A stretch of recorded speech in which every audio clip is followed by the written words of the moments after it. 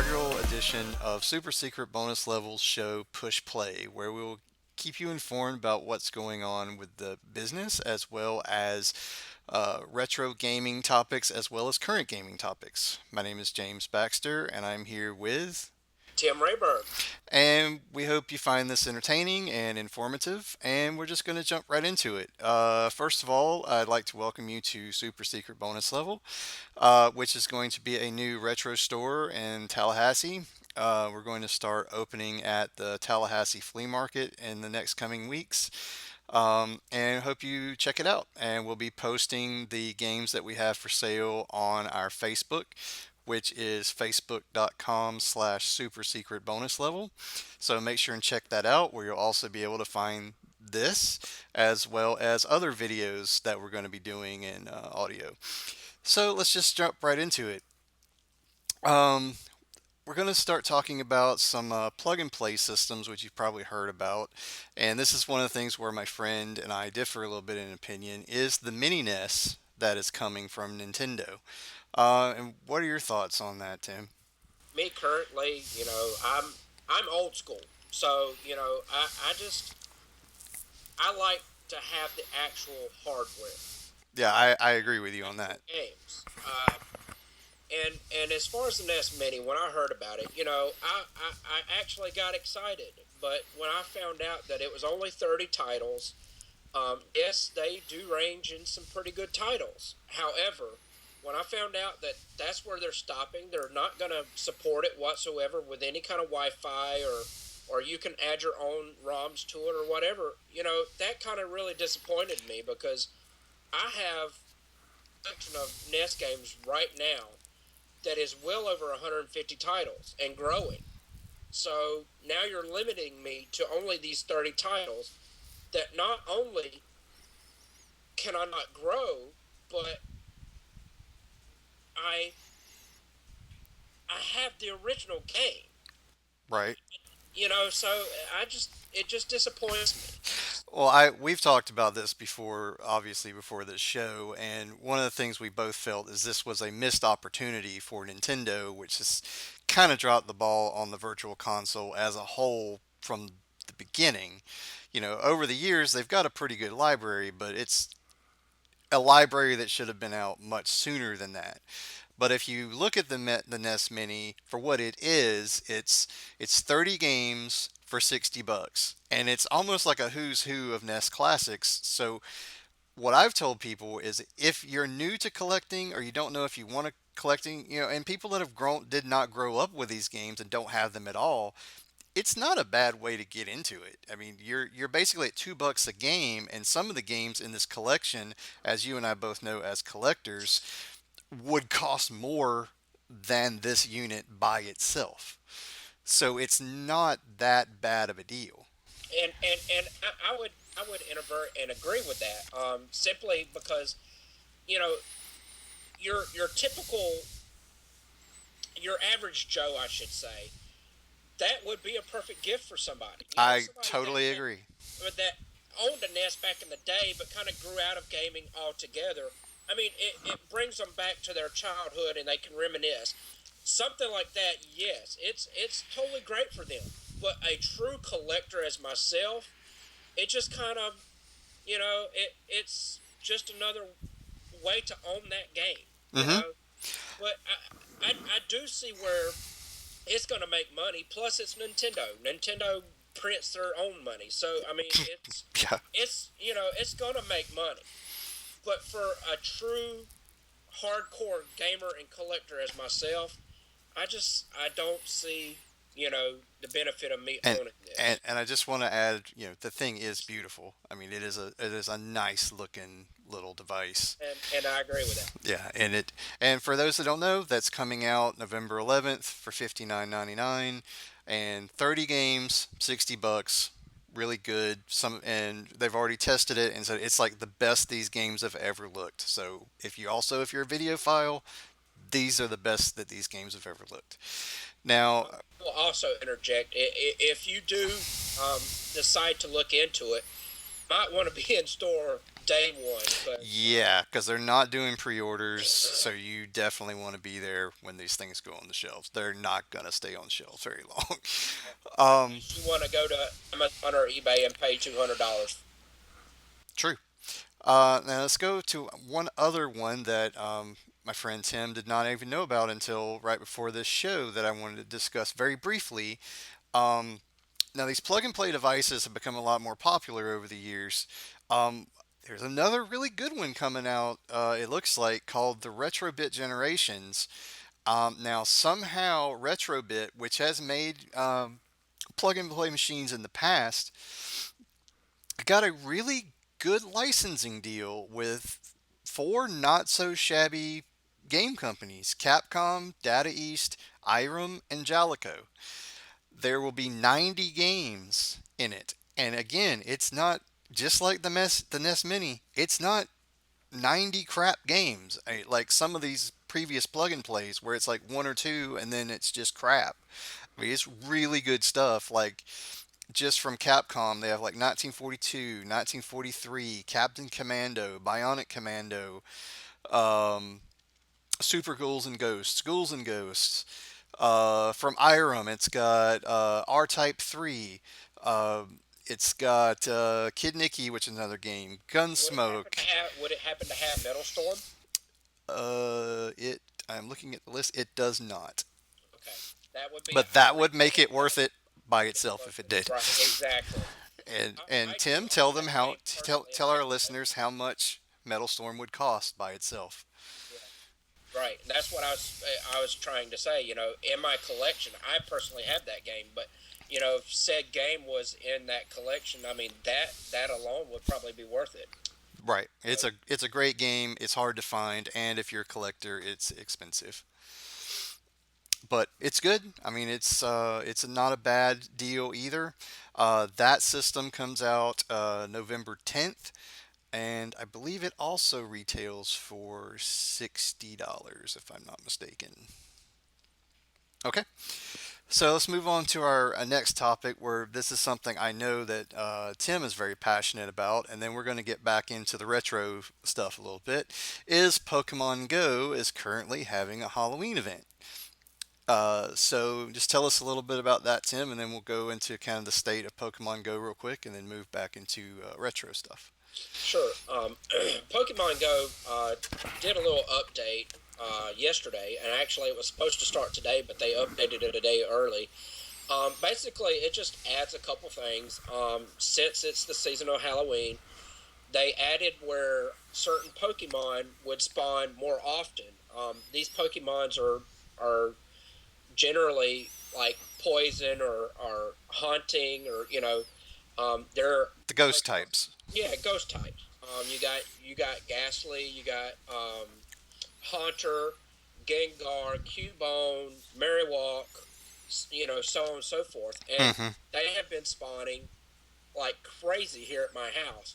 Even without incense, I'm just walking out my yard and catching these. And I'm currently, just to give you an idea, my Gaslight candies right now, as we speak, are around 350 candies. So these things are spawning like crazy. Yeah, because they just didn't increase the spawn rates; they also increased the candies. They also increase the candies, exactly. So now you're, instead of getting four candies, I'm at three candies for every catch. You're getting six candies for every catch. And it's not for just these particular Pokemon. It's every Pokemon you catch. You're getting six candies. When you transfer the Pokemon, instead of getting one candy, you're now getting two candies. Hmm. Um, it also makes the walking distance go quicker. Um, they're also making the your walking buddy, like my buddy is Charmander. He's normally a 2 kilometer walking buddy. It is now went down to 0.75. So now I don't even have to walk a full kilometer before I get a candy from my Charmander. Yeah, I So might have to it's change my buddy right now. so it's an actually pretty good update. I mean, not just for the spawn rates from these other Pokemon, but just the candies alone. And extra, you actually get extra candies hatching eggs as well. Yeah, it's a really good update, especially because in most places the ghost types have been kind of the more troublesome ones to catch. Right. So that's a Which really nice update. actually, Gengar being one of them. I know a Yeah, lot I of have people that one. have never seen a Gengar. Gengars are actually popping up now. So people that have not actually caught Gengar, now's the opportunity. However, this update will only last till November 1st. Yep, so get them while you can. All right, and as far as the future updates, let's discuss those real quick since we're on the topic of Pokemon Go. We've both heard that the tracker is back on the roadmap for Niantic to try to get working, I, and I've actually currently read that Niantic has officially announced that they are working on a tracking system. I personally I liked the three-step system when it worked before they broke it, so I'm hoping they do something like that. I've seen several mock-ups of other people's ideas for what a tracker would do. I hope they come up with something like the community did.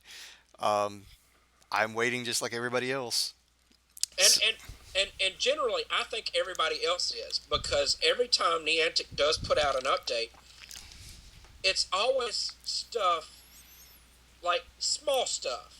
And every time they do put out an update, it's like they get backlash from all the fans because it's like every update that comes out, we're hoping for that tracking system.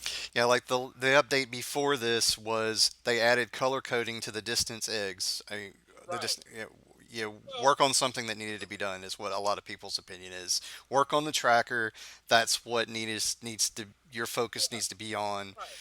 not And anything else right now, because and that's what the from game was developed about. right, and from what I've read about Niantic, they were saying that actually people were asking for that with the eggs, because they were having a hard time differentiating the eggs.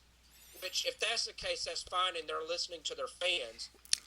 But I think really overall, that's minor. I just want to be able to scramble the eggs that I don't want. Right, So, I right. don't want to hatch them. I just want to get rid of them and make more space. But Right, and I agree with that too. That would also be a nice little feature. I mean, throw away all the 2Ks you don't want, and yeah. let me try to get a better chance of getting Yep, some and I eggs. would be fine with them even reducing the drop rate of 5 and 10 kilometer eggs if you could just free up the space to get those eggs. Right, and I agree. There's a lot of things that Niantic can do to better this game. Because let's be honest, Niantic has really lost a bunch of players. When this thing has first come out, I mean, I know a lot of people around my area. I met a lot of neat people and became friends with a lot of people, Yep, all because of this game. yep, likewise. I would say 90% of those friends that I made are not playing Pokemon no more. I mean, it's they're pushing out stuff that is irrelevant to what we want. Number one overall is tracking. Number two, what are you waiting so long for to put out the trading, the one-on-one battling? Yeah, that's coming. Last time I saw on the roadmap, they said that's coming before the end of November, so we'll see. And exactly, but and for players like me, I mean, I'm already actually complete with the U.S. set. There are three regions. Obviously, I can't catch unless I go out of the country. There's three legendaries that are not released yet. Then you Right, got Ditto that's not released yet. So and Mew and Mewtwo. and Mewtwo. So not counting those, can currently have 142, and I'm actually complete. I have Yep, all 142. yep. So Good job. what what is Niantic doing to keep me playing? Well, the last I heard too, they said I believe after the first of the year, around January or February, is when they're going to start doing some of the Generation Two stuff. So we'll see. Yeah, Um, so they've got a lot of stuff to do. I think the main thing is once they get the tracker working, I think that'll make people happy, and they don't have to rely on the kind of the third party maps, which I'm not even going to get into that, but we've talked about it before that the main reason people use third party maps was because the tracking was broken, like horribly broken. and, So once that's fixed, I think and, people will be more or less and fine. absolutely, and like you said, we discussed it before, but just to put it on the podcast, For example, I personally have driven by. I shouldn't say driven, but No, you're not supposed to drive and play I Pokemon. have personally went by There you go. like five Snorlaxes, and I literally went everywhere looking for these Snorlaxes. Yeah, We're not counting one. We're not saying two. Five. yeah. Five possibility Snorlaxes I could have caught if there was tracking. Yep, exactly. That's my point. I think once they get that in there, people will be happy. Okay, so let's move on back to something retro related. GameStop announced some time ago that they were going to get back into the retro business, something that they abandoned years ago. But the retro boom has happened. It's sustained itself for a lot longer than I think a lot of people thought, and it's strived and keeps getting bigger and bigger and bigger. And now GameStop wants back in that business. Now, this comes from kind of a personal perspective for me because I'm trying to get a retro business started off the ground. And I'm not going to say just because of my business, I'm not going to go to other retro businesses because I am. I'm a gamer, I'm a collector. I know they have stuff I don't have. I'm still going to go to those stores. I hope that they come to my store. So, this is going to hurt to a certain degree this business, I think, but I don't think it's going to have the impact that some people think it's going to have because GameStop still has that reputation of giving you nothing for your trade-ins, like your current trade-ins. Now, from what people have seen already from this GameStop, which they just kicked it off officially this week, as far as doing the buybacks and stuff, they're continuing that. They're not going to be giving people very much money for their classic stuff. A little bit more for their consoles than the games, but it's still going to be just not a lot. So um, I don't know. What do you think about that, Tim? What's your stance on that? And I agree with everything you just said. The the the perspective I look at it as, you got to also look at your average Joe that is not a collector, that is not into games. They just happen to clean out their attic and found a bunch of games they owned back in the 80s. They're not going to look out for the local stores. They're gonna look at, oh well, I know GameStop's now taking them. True. You know, so your average Joe is gonna go. They don't care what they get for them because honestly, it was in their attic for years, years and years. They're just wanting to get them, get a little cash for it. So I think they are going to go to GameStop, but that to me hurts me as a collector because now It's things you could have gotten yourself. right. So Yeah. now you're taking that chance away from me from, said that person, GameStop did not have this going on. That person says, well, how am I going to sell these? They might have went on Facebook. They might have went on Craigslist. They might have found that local store and traded them that local store, giving me the opportunity to not only get this game, but get it at a better price. Because let's be honest, this is GameStop, ladies and gentlemen. I mean, they're going to pay you $5 for that Chrono Trigger, but they're going to turn right around and sell it for 130. Yeah. So, I mean, me as a collector, it's going to hurt me, you know. And But me as a and me as my business for super secret bonus level is going to be harder and harder to get inventory because that's where businesses like myself just starting out, but even, the local stores, that's where they get their stuff. They go to Craigslist, they go to eBay for and try to find deals, but they also have trade-ins because those kind of stores would buy retro games where GameStop wouldn't. But as you said, GameStop is the recognizable name, so they're just going to say, "Oh, yeah, there's GameStop." So I'll just take it to GameStop, and then they'll get, probably I'm just going to throw a number out there, $500 worth of games, and GameStop will give them like $20. right. And I want to make profit as well, but I'm not going to shortchange people. I'm not going to pay them retail. I mean, obviously I need to make a profit, but I'm not going to just rob people blind either. that, and exactly. But there again, that's where the big difference is as far as retail goes, GameStop dominates the market. They they have commercials on TV. Yeah.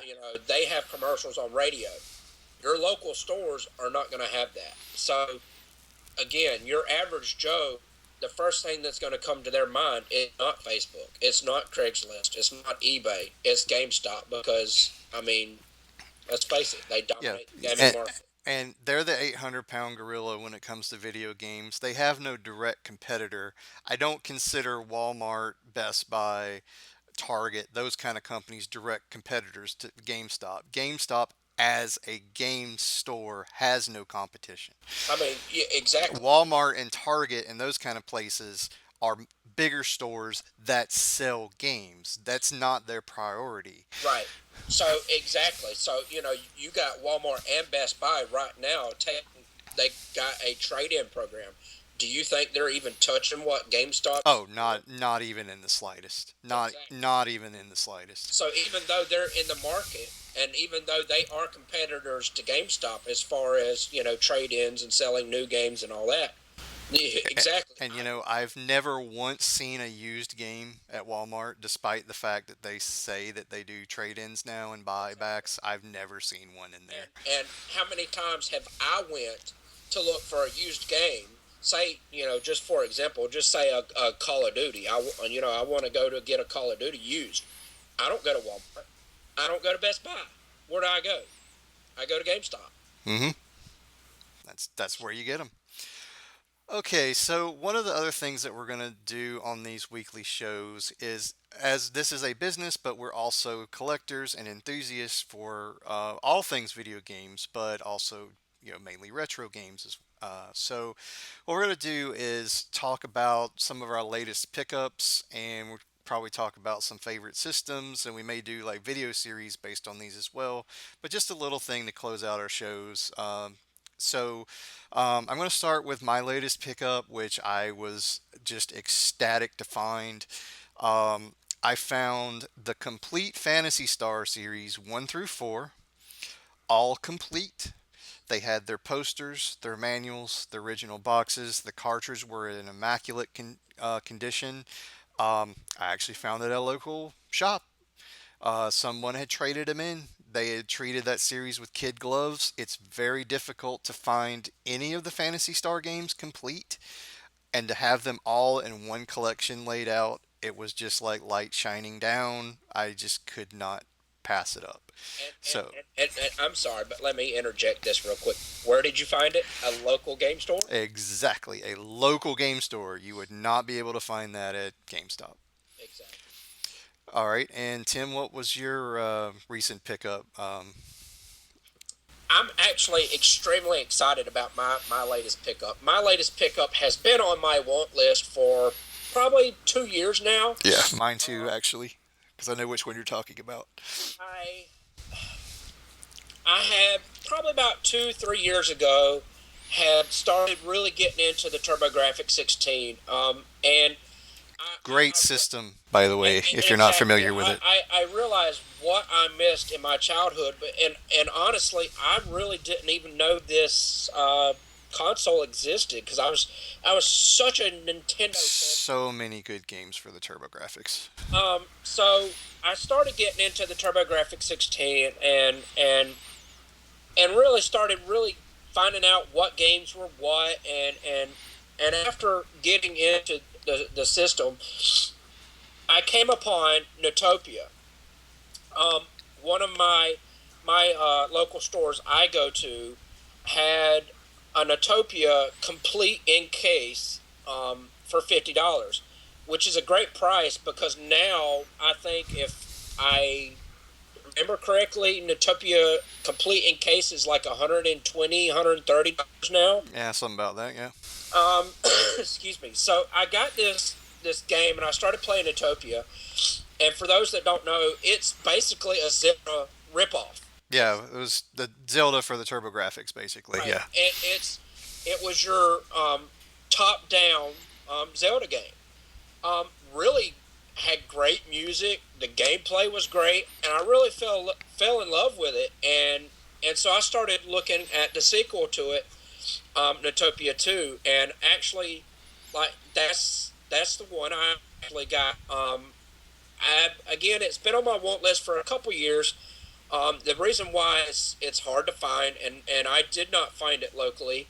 But the main reason why I have not been able to get it because it literally just the loose cartridge itself goes for like 130 $140 just the cartridge, and I just had a hard time, spending that kind of money on a loose cartridge. Uh, so how I came upon it was actually Facebook. I'm in several Facebook groups, gaming groups, and one guy had posted several games, and this was actually one of the games he had in the picture. And I just want to add, there's a very strong TurboGrafx community on Facebook for anybody that's interested in collecting for that system. And I recommend looking into it. If you don't own the system, go to those groups and look into it. I mean, it's a great system. Um, and believe it or not, the group I found this in was not even in a TurboGrafx 16 group. It was in a retro video game group. But it was just in a picture of Sega Genesis games and stuff like that, and he was looking to do a trade. It was just in a mix, just a mix Yes, bag, huh? it was just in a mix of random games he had, and he was looking to trade for Super Nintendo games. He was really into Super Nintendo games, and he's just trying to add to his collection. So I'm like, I know this game is like $140. I really don't want to spend more than 100, and I really don't want to spend 100. I'd like to spend less, but let's just see what he wants.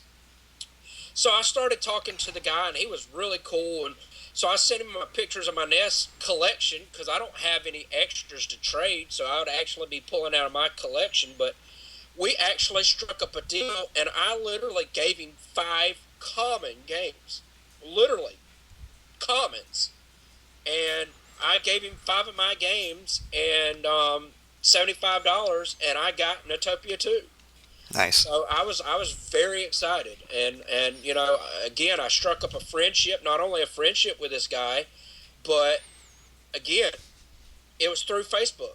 It wasn't through GameStop. It wasn't it was through Facebook. Yep, and the retro community is usually very friendly. You can meet people on Facebook. Local game stores generally tend to be very friendly because they want you to come back.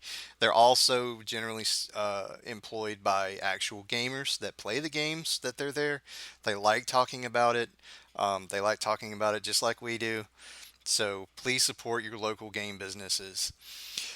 Okay, so I think that wraps it up for our inaugural episode. And we're going to plan on doing these at least once a week. And we're going to have some other videos here and there doing like some mini reviews, some little video snippets of some of the things that are for sale on Super Secret Bonus level. And next week, we've already talked about what we're going to talk about a little bit. We're going to go over the Nintendo Switch and the PlayStation VR and how we think those two things may kind of show where the future of gaming is headed. All right, thank you for tuning in and hope you keep checking out this show and Super Secret Bonus Level on Facebook. Just follow us. We also have a YouTube channel where all these videos are going to be posted. So, hope you follow us and see you next time.